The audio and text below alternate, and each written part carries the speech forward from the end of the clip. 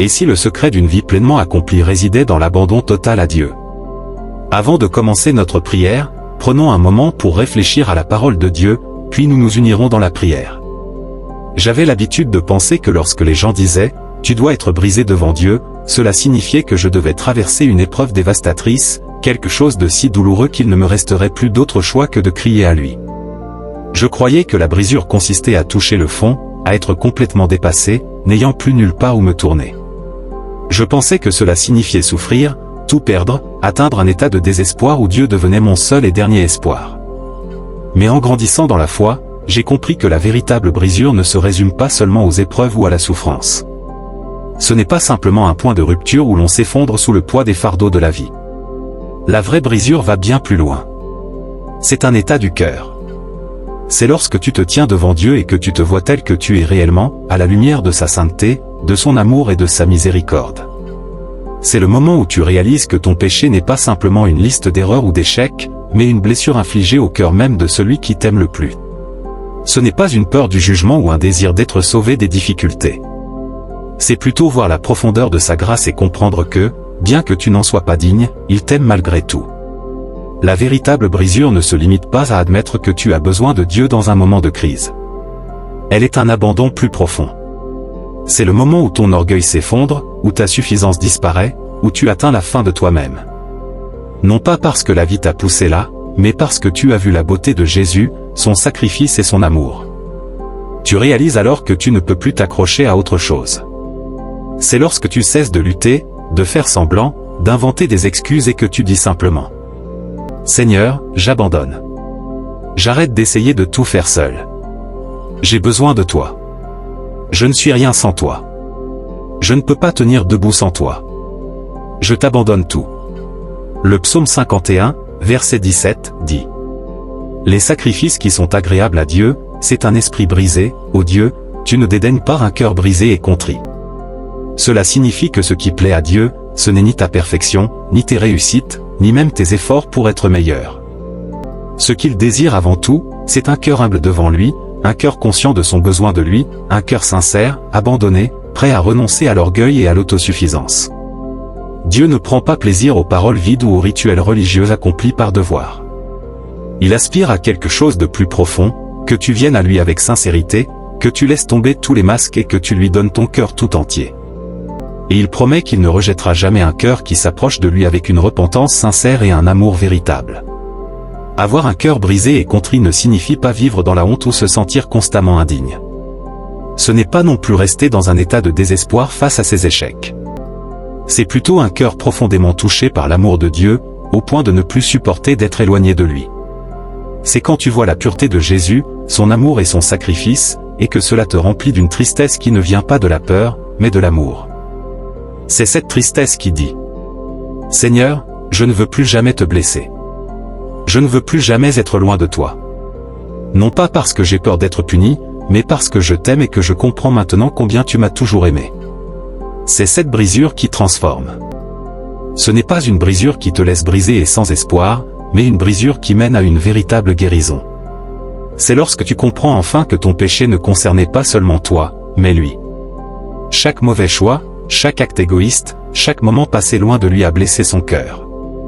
Et pourtant, il t'a toujours poursuivi, il t'a toujours attendu, il t'a toujours aimé.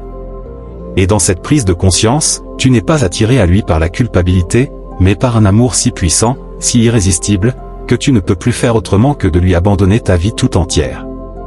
Lorsque tu en arrives au point où ton péché ne te semble plus être juste une simple erreur, mais une blessure infligée à celui qui ne t'a jamais cessé de t'aimer. Lorsque tu reconnais qu'il a été bon, patient et miséricordieux, même au milieu de tes échecs. Alors, mon ami, tu es véritablement arrivé à cet état de brisure devant le Seigneur. Et c'est à cet endroit, dans cette reddition totale, que tu trouveras la guérison la plus profonde et la plus vraie. Car être brisé devant Dieu, ce n'est pas la fin. C'est le commencement d'un amour si profond, si transformateur, que tu ne seras plus jamais le même. Maintenant, unissons-nous dans la prière. Seigneur Jésus, je t'élève au-dessus de tout. Il n'y a personne comme toi. Aucun nom plus grand, aucun pouvoir plus fort. Je ne peux pas marcher dans cette vie sans toi. Je ne peux pas mourir sans toi. Et je sais que tu n'as jamais voulu que je le fasse. Tu es ma source, mon soutien, mon tout. Seigneur, je viens à toi aujourd'hui, non avec ma propre force, ni avec ma propre sagesse, mais comme un enfant qui a désespérément besoin de toi. J'ai besoin de toi plus que de tout ce que ce monde pourrait m'offrir. Père, ouvre mes yeux pour voir les choses dans ma vie qui ne viennent pas de toi. Expose les distractions, les faux réconforts, les promesses vides de ce monde qui cherche à m'éloigner de toi. S'il y a en moi quelque chose qui rivalise avec mon amour et mon dévouement pour toi, ôte-le, Seigneur.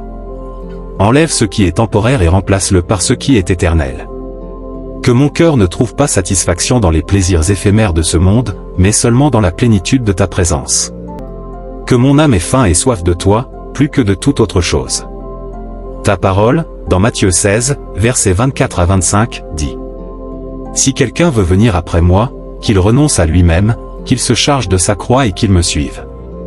Ce verset est tiré de Matthieu 16h25 et exprime une profonde vérité spirituelle. Celui qui cherche à préserver sa vie selon les standards du monde risque de la perdre, tandis que celui qui choisit de tout remettre entre les mains de Christ, même au prix de sacrifice, découvrira la vraie vie en lui.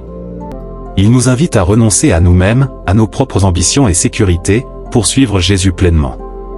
C'est un appel à la foi et à la confiance totale en Dieu. Que signifie ce verset pour toi personnellement? Seigneur, je veux te suivre pleinement. Apprends-moi à me renier, non seulement en parole, mais aussi dans mes choix quotidiens, dans mes pensées, dans mes actions. Montre-moi ce que signifie véritablement prendre ma croix et te suivre. Aide-moi à déposer à tes pieds mes désirs égoïstes, mes ambitions et mon orgueil. Remplis mon cœur de ton amour, un amour patient, désintéressé et pur. Que le Saint-Esprit œuvre en moi pour que je sois totalement abandonné à toi. Que je ne retienne rien, mais que je te donne tout, mes rêves, mes peurs, mes plans, mon avenir. Tout ce que je suis, Seigneur, je le remets entre tes mains. Ta parole dit aussi en Matthieu 6h33, « Mais cherchez d'abord le royaume de Dieu et sa justice, et toutes ces choses vous seront données en plus. » Seigneur, je veux te chercher avant tout. Je ne courrai pas après les choses de ce monde, mais je fixerai mon cœur sur ce qui est en haut. Je rechercherai ta justice avant mes propres désirs, avant mes propres projets. Si quelque chose en moi s'élève contre toi, orgueil, égoïsme, entêtement, Seigneur, ôte-le. Enseigne-moi l'humilité, apprends-moi à te servir avec un cœur pur, un cœur qui ne désire rien d'autre que te connaître, t'aimer et te glorifier dans tout ce que je fais. Ne permets pas que je devienne si confortable dans ma vie que j'oublie ma véritable raison d'être, marcher avec toi, être transformé par toi et refléter ta lumière dans ce monde. Ta parole en Hébreux 11h6 dit, « Or, sans la foi, il est impossible de lui être agréable, car il faut que celui qui s'approche de Dieu croie qu'il existe et qu'il récompense ceux qui le cherchent. » Père, je veux vivre une vie qui t'honore. Je veux marcher par la foi et non par la vue. Fortifie ma foi, Seigneur. Qu'elle demeure inébranlable face aux épreuves, indéfectible face à la peur. Si ma foi faiblit, affermis-moi. Si elle vacille, stabilise-moi. Donne-moi une foi comme celle de Paul et Silas, une foi qui te loue même dans l'épreuve, une foi qui se réjouit même dans la souffrance, une foi qui ne s'effondre pas dans la tempête mais qui demeure ferme sur le roc qu'est Christ. Que ma foi ne soit pas juste des paroles ou un sentiment passager, mais qu'elle devienne l'encre de ma vie, solidement enracinée dans la vérité immuable de qui tu es. Ta parole en Psaume 16h8 dit, « J'ai constamment l'Éternel sous mes yeux, quand il est à ma droite, je ne chancelle pas. » Seigneur, aujourd'hui, je proclame que je fixerai toujours mes yeux sur toi. Quelles que soient les circonstances, je ne vacillerai pas. Quand l'ennemi murmure ses mensonges, je me tiendrai ferme dans ta vérité. Quand les tempêtes feront rage, je trouverai refuge en ta présence. Quand le monde tremblera autour de moi, je ne serai pas ébranlé, car tu es mon rocher, ma forteresse, mon refuge. Je refuse de laisser la peur dicter mes pas. Je refuse de laisser l'inquiétude voler ma joie. Je refuse de laisser le doute prendre racine dans mon cœur. Toi, Seigneur, tu es ma sécurité, mon espérance, ma confiance.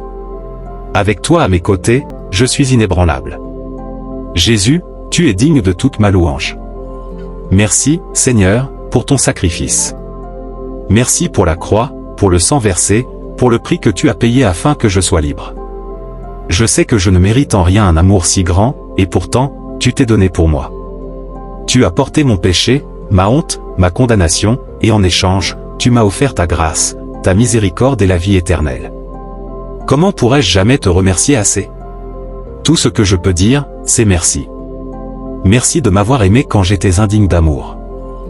Merci de m'avoir cherché quand j'étais perdu. Merci de ne jamais avoir abandonné mon âme. Je te donne mon cœur, Seigneur, entièrement et sans réserve. Prends ma vie et utilise-la pour ta gloire. Que mes paroles, mes actions et toute mon existence reflètent ton amour et ta bonté. Je prie tout cela au nom puissant et précieux de Jésus-Christ. Amen.